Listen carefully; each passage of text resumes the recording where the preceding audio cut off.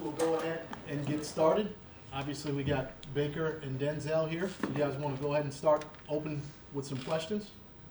Hey, Baker. I'm Tom Withers from the AP. Welcome to town. Welcome to town, Denzel. I thought you might go with a George today. Decided not to.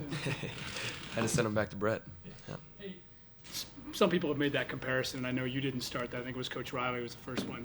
That's got to be flattering, first of all. And then is that a quarterback as far of a guy that you've maybe modeled some of your game after? Absolutely. Obviously, that's a humbling comparison considering Brett and everything that he's done for the game of football. But the thing about him that I love is his passion for the game, his winning mentality, his toughness that I've always enjoyed watching.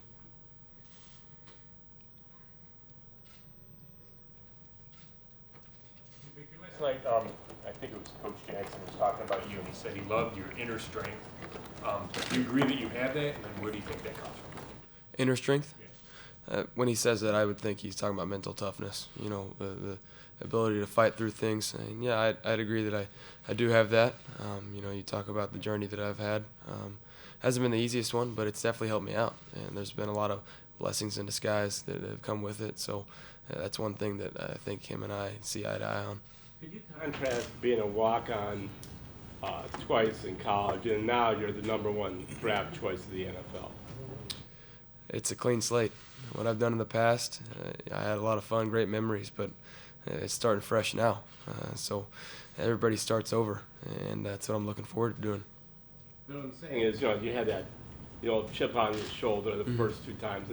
That's got to be a different feeling, I suppose, being the first guy picked in the draft. It's a real feeling, thinking about how long it's been and exactly where I came from. So a very surreal feeling. Definitely not one that I would have imagined back then, but I'm happy about it now. John Dorsey and Hugh Jackson last night were talking about getting you on the whiteboard and your understanding of the game.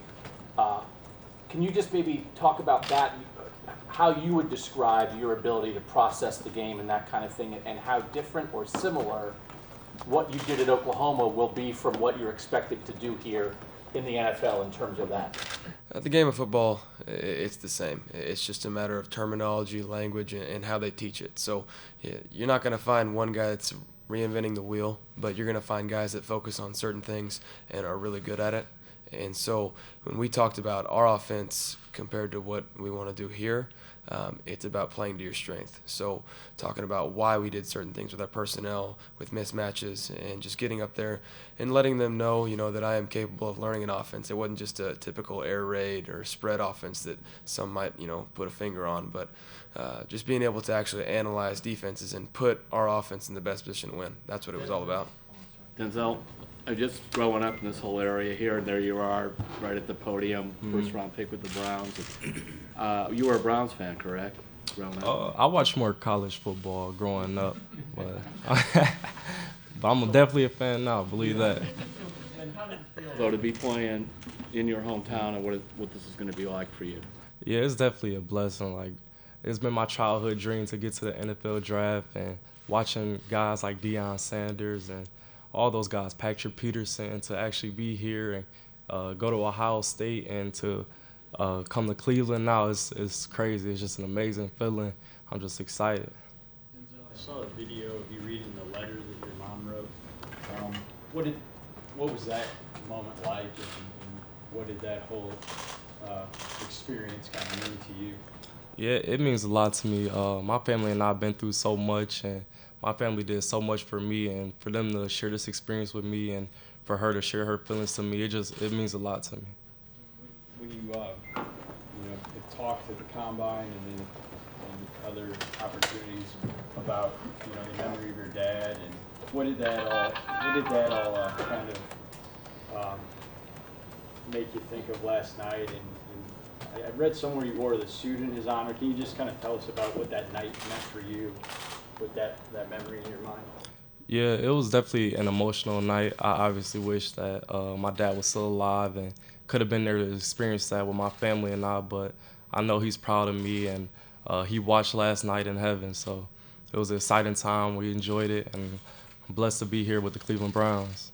Why do you say you didn't run a typical air raid or spread? What was unique about it? What was complex about it? We were much more focused on running the ball first. If we didn't establish the line of scrimmage first and foremost, and establish setting the tone with the physicality, then we weren't going to have a good game. You can look back at the games that we lost or we struggled, and it was because we didn't run the ball well or we weren't physical enough with blocking on the outside or just doing our job. So it was focused on being physical.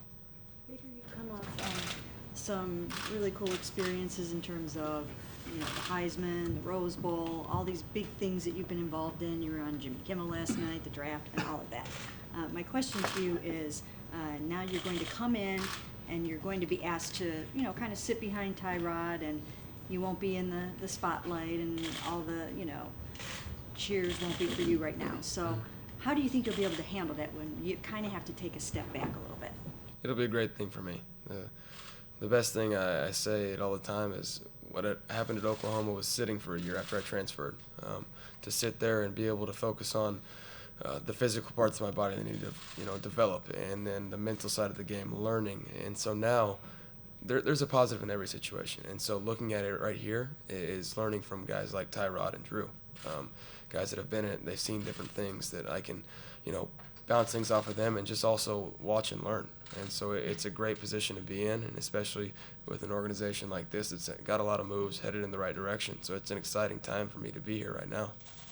People talk about you, they talk about your leadership, your passion for the game, love for the game, those type of things. Are you one of those natural first guy in, last guy out of the building type students of the game? Absolutely. And I think to be at this point right now, you have to be. You got to enjoy it because there's so much work, or whatever you want to call it, grind.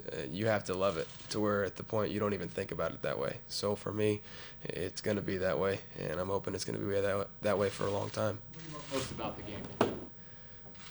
Oh, being able to compete at the highest level and enjoy it and having fun with it. And there's something about competing against guys like Denzel or going up against other people that you work so hard for it for so long, and then getting to showcase that for only a fraction of that on a Saturday or now a Sunday, it's something special.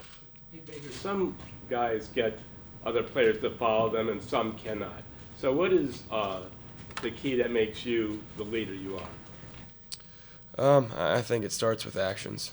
Actions always speak louder than words, and as cliche as that sounds, it's true. It starts with work ethic. It starts with what you show them during the off season, how you develop, how you're mentally tough, and you show them how passionate you are about the game, how badly you want to win. And then from there, you can put yourself in a position that you're respected and well liked, and then you can speak your mind. You're able to influence people with your words on top of that. Denzel, you were here for that workout a few weeks ago. Did you have any inkling then that this is where you were going to end up? They did express a lot of interest in me, as a lot of teams did on the visits I went on. So I wasn't 100% sure that they were going to go with me, but glad they did. Denzel, what was the best part preparing for Baker and vice versa? We knew playing Baker Mayfield that he's definitely a mobile quarterback and he's very accurate. So we knew we were going to be in coverage for a longer period of time. So knowing that you got to stay on your man longer and not get your eyes off your key. How would you describe yourself as? Obviously, you're not the biggest guy, but yet you play in a physical way. How have you been able to do that at Ohio State, and how will you be able to do that in the NFL? Yeah, even though I may not be the ideal size that a lot of people bring up, I feel I play big, and my physicality shows on the field, and also along with my speed and my ability to play press man to man. Will you have to do anything to keep your weight up at this level? Is that going to be any concern? It won't be any concern. Just eat food. Katie will take care of us. Game, a big game, the game on the line, and it's real noisy, and there's a lot of pressure there. What's your mechanism? What are the things you do to handle pressure when the pressure is most real? The game of football doesn't change no matter the stage you're on. It could be the practice field, or it could be in front of the most people you ever played in front of. It's still 11 on 11 when it comes down to it. There's still a scheme on both sides. So when it was a pressure moment like that, I tried to get our guys to focus on the basics. You do your job, you do your 1/11th, and you don't even focus on the rest. I was going to mention, the pressure in the national semifinal had to be intense with that game being in overtime. Do you remember what some of your specific thoughts were as you coursed through the end of regulation and into overtime? just what I said. You do your 1/11th. You don't worry about the situation. You can't worry about what their offense is doing. You go out there and you do your job, and you give it everything you have and see what happens. I'm curious, you're sitting there last night, you're watching the draft on television, the opening part, the analysts are going through the spiel of the quarterbacks and all that type of thing, and you're not mentioned as the guy they think is the best of the class or whatever, and a couple minutes go by and your phone rings and it's John Dorsey on the other end. Could you just maybe take us behind the curtain of some of the thoughts that were going through your mind as that was progressing? Hearing your name called or getting that phone call is a moment that I'll never forget. I know Denzel would say the same. It's something that there's so many emotions and thoughts that run through your head in that little time frame about, you think about the work ethic and just the journey it's been to get to that one moment in time. And so there's a lot in that one point, but it's funny listening to all the pre-draft stuff, because that's the best part about it, is the meetings with the teams, the visits. You get to show them what you're knowledgeable about, what you can grow, and who you actually are as a person. So it went well, my visit with Cleveland, my meetings with them, and I'm very excited to be here. Did you view, with all these highly touted quarterbacks in this class, did you view it as a competition to become the first one picked, and do you view it as a competition moving forward? Sam Darnold, Josh Allen, Josh Rosen, obviously the Browns picked you over those guys. They're all very talented guys. There's a reason that they were all in the discussion to be picked number 1 overall. But for me, I do view it as a competition. But it doesn't just end there. My journey is just now starting. Not satisfied. I haven't played it down yet. So moving forward, you set big goals in the future, but you got to work and accomplish small ones along the way. It seemed like during the pre-draft process, it seemed like you genuinely did want to come here to Cleveland, even though they've gone 131, even though there's been a parade of quarterbacks coming through here. Why would you want to come to this situation so badly? And what makes you think that you'll fit in here? And also, like, what do you think your reaction has been so far from Browns fans, and do you have to win them over? I think winning the game will take care of winning them over. But I did genuinely want to come here. This is a franchise that traditionally is great. They have a great history, and these fans deserve a team that has success. And so you want to be the guy to lead that. That's just human nature. You want to be that person. And so for me, being as competitive as I am, the bigger the challenge for me, I think the better for me. Denzel, what are a couple of things you learned from your family growing up, losing your dad and all those? What are a couple of things maybe you learned from all that? Definitely being confident, but also being humble throughout the whole process. Like, going through this process, like, it could kind of distract a lot of people, I feel, but I was taught to always stay humble throughout all those situations. Baker, I was curious, what kind of life lesson was the suspension from the Kansas game, and did that make you, I don't know if you want to tone things down, and you said last night you're going to be yourself no matter what, but do you ever worry sometimes that you go over the top with some of that? Well, that was absolutely over the top, but there's a fine line. You need to be competitive, but a lot of that you can internalize and use that as motivation to drive you. You don't have to show it all the time, and that's something that, you know, like I say, as competitive as I am, I don't have to show it all the time. I can use that for behind the scenes when nobody's around, the film, the hours you put in. So stuff like that, in between the lines, I'll be very competitive, but the other stuff, obviously, it can't happen, and I know that. Do you think it would be easy to harness that? Absolutely. It's an easy decision to make. It's a blessing to have the responsibility and be in this position. And so, for me, it's a simple choice to make the right decisions.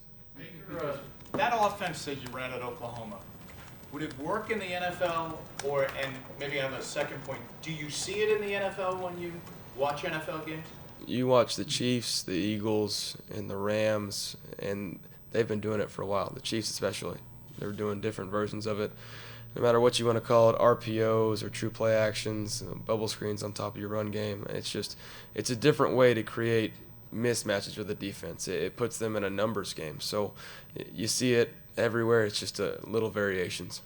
You talked to Hugh Jackson last month about the private workout that you had with the Browns, and he was just saying how he learned a lot about you, and he also said that you made some kind of noise. He said it was hee-hee. And so what was that all about? What's the actual, is that the There's just actual call? Or, it wasn't an actual call. It's just like when you get around your guys in the locker room, it's like there's a sense like that's your family. And so it being one of the last times I got to throw to them in Norman, competitively, however you want to describe it. It was just like, okay, the show's on right now. Let's go get it. Let's go, work for it. Let's go earn it. And so we had our guys, and that was just, I said hi to them on the way in, yelled at them a little bit, not yelling at them, but just getting them going. Coming out of that workout, or did you feel like you nailed it, or you could go to the Browns because of that performance, or was there a moment where? I was happy with how I performed, but at that time, still nothing's in my control, so I wasn't going to focus on it too much. You're in Ohio physically. Do you have anything you want to say to Ohio State fans about planting the flag? And then what was your reaction to that then and now as well? You guys forget that they came to Norman and whooped up on us. It's 1-1, so I'm going to have to get them in practice. Yeah, like he said, we got him the year before, so he got us back, though, with the flag. Before the draft said you might be the most NFL-ready quarterback of the top guys coming out. So therefore, what do you think you can learn the most if, in fact, you do sit for a while behind Tyrod? I think the only reason people might say that is just based on game experience. Just how long I was in college, it seems like I was there for 10 years. So other than that, learning from a guy that's been in the league, that's seen defenses, that's had to go through the process. I've never done it before, so I can't say that I know how it's done. So I can learn from a guy like Tyrod and a guy like Drew Stanton.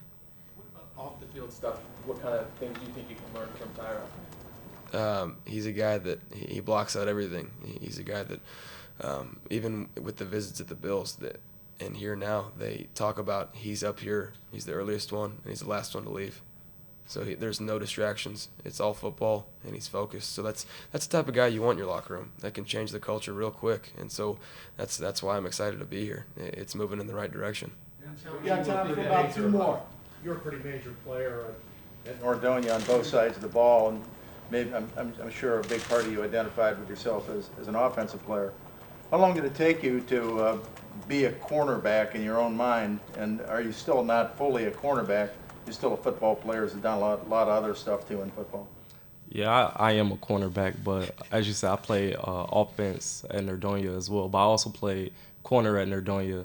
But when I went to Ohio State, Coach Combs helped mold me into the corner that I am today and help with my technique, my footwork, and everything. So I think I'll be well prepared coming here to the NFL.